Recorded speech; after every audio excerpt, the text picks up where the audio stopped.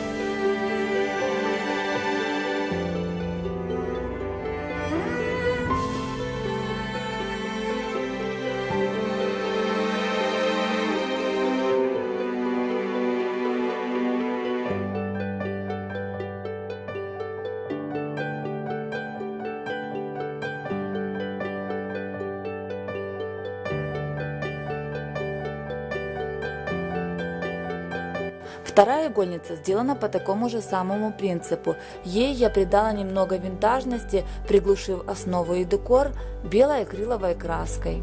Вместо горошин перца для серединки цветочка можно применять кофейные зерна, а также можно использовать крупы или бисер. Буду рада, если мой мастер-класс вам понравится и принесет пользу. Желаю всем вам творческого вдохновения и всего самого-самого волшебно-прекрасного. Фантазируйте, ведь в творчестве нет границ. До новых встреч!